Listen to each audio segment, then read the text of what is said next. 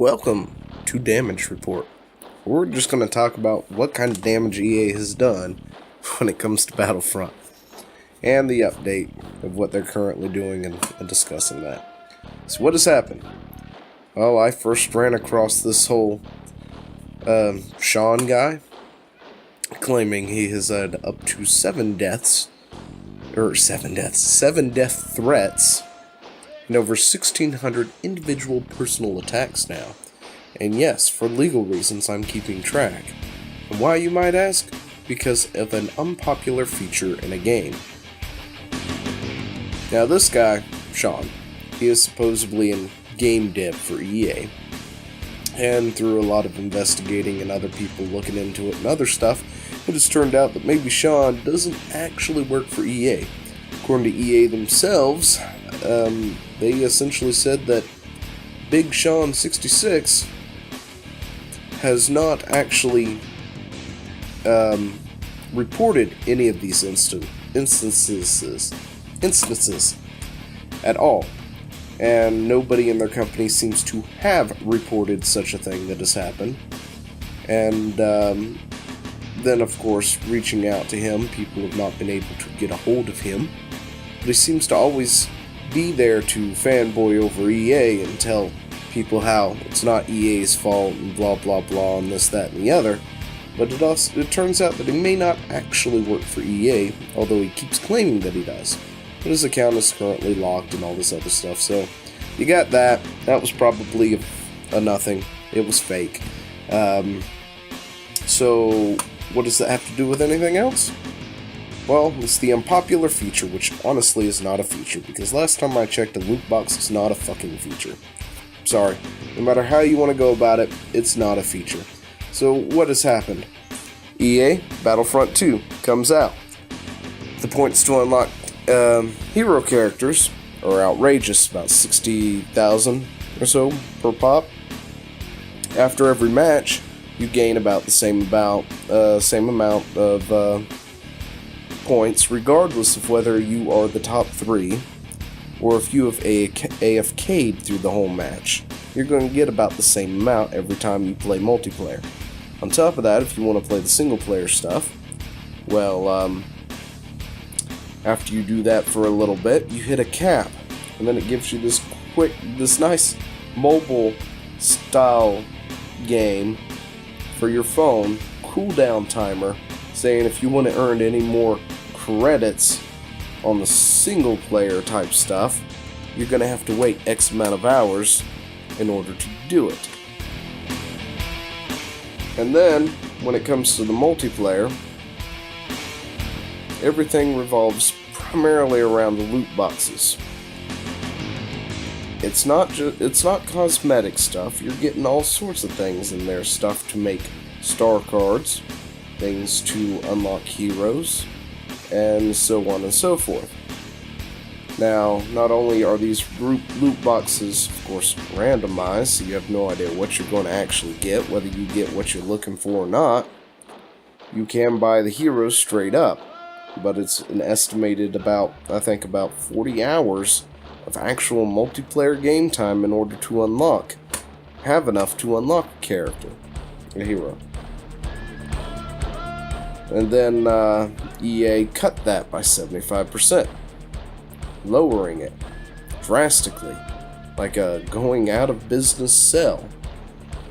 What they didn't tell anybody is they also lowered the rewards at the end of each match. So it was also lowered by about 75%. So that's what they didn't tell anybody, and then naturally people found out when they started to play again, looking to see how things were and stuff, and we're like, well, now we're getting even less of a reward for winning the match,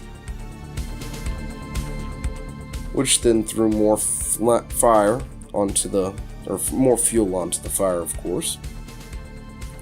And then the fact that certain star cards are locked behind loot boxes, and then to top it all off, you can pay real money for the loot boxes too, turning the game from something that you invest your time in and get good at to unlock stuff into a pay-to-win model. everybody got upset about, naturally. Except for some people. There are people out there who apparently's main argument is get good, and they don't understand the concept of if you get to pay real money for something that can give you an edge against another player, it's a pay-to-win model, regardless of how good the other player is. But anyway, they then had a an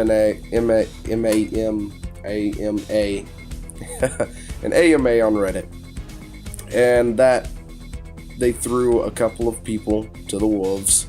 It got downvoted into all heck and back, and yeah, people started refunding their copies. People were up in arms. People were yelling. Things were being deleted. Posts and comments and other things, and as much as EA was trying their best to put out the fire, it got bigger and bigger and bigger. There wasn't anything they could do about it at this point, and it all came down to the loot box thing and paying real money for it. And the way how the multiplayer sort of revolves around in order to get some of the stuff using those loot boxes. And that's where a lot of people were upset about. So, all that has happened. People started refunding their games. Other people not so much. People weren't buying. People were refunding their pre-orders. And EA surrendered. That's right. It's been a long time, I think, since there's been a win on the microtransaction front. The whole war against microtransactions when it comes to AAA publishers like EA.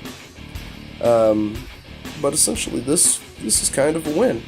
However, I still urge people to be cautious about it, because the battle may have been won, but the war has not. But let's get into that little portion real quick. EA released a small statement saying, "Today, we turned off in-game purchases for #Star Wars Battlefront 2. The game is built on your input, and we will continue to evolve and grow. Read the full update. As we approach the worldwide launch, it is clear that many of you feel there are still changes in the design. There are still challenges in the design. We had the concerns in potentially giving players unfair advantages, and we have heard that this is overshadowing an otherwise great game. This was never our intention. Sorry we didn't get it right. We hear you loud and clear, so we're turning off all in-game purchases. We will now spend more time listening, adjusting, balancing, and tuning. That means that our option to purchase crystals in the game is now offline, and all progression will be earned through gameplay. The ability to purchase crystals in-game will become available at a later date after we've made changes to the game. We'll share more details as we work through this." General Manager of DICE, who I can't pronounce his name, Oscar something. Alright, that's not bad. Now let's keep some things in mind though about this. One, first off, EA thought they had the audacity to do this, expecting gamers to roll over and take it. They will do it again. Mark my words, they will do it again. So you can't just roll over and take this as a complete victory on the whole non-consumer, anti-consumer microtransaction practices that places like EA like to dabble in a lot of. There's still more to come. Secondly, this is temporary. They said it themselves, that the purchases of crystals in-game will become available at a later date. My question is when? to be totally honest, they don't answer that. For all we know, a month from now, they'll put those crystals back in game and allow you to purchase with real money for the microtransaction aspect again. So, to be totally honest, that really ticks me off a little bit. That they will put it back in the game, because that's where they want to make some money. You've got people out there who will pay for that. It's just going to happen, unfortunately. Anyway, that's pretty much where we're at with this right now. EA surrendered to the fan outrage. It's a small victory, but a victory nonetheless. However, stay vigilant. There will be more, and I guarantee there are even more anti-consumer practices coming down the pipeline from a lot of these AAA publishers. I mean, just look at Activision's patent that they recently done. So it's up to the gamers to actually vote with their wallets. I know a lot of people say that, but that is literally all you can do. As one person, you and me don't amount to jack. Even if you have a large enough audience, like for instance, say, TB, Total Biscuit, or any of the other larger YouTubers out there, even that isn't enough to get heard. You have to vote with your wallet. You have to actively not participate in these anti-consumer practices for them to stop it.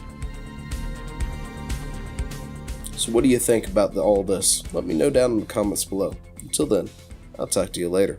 See ya. Hey, thanks for watching. Don't forget to leave a comment, smash that like button, and always subscribe for more. And of course, there are other videos floating around somewhere on the screen, so click one of those and see if you can find something that suits your fancy. Till then, I'll see you later. Bye.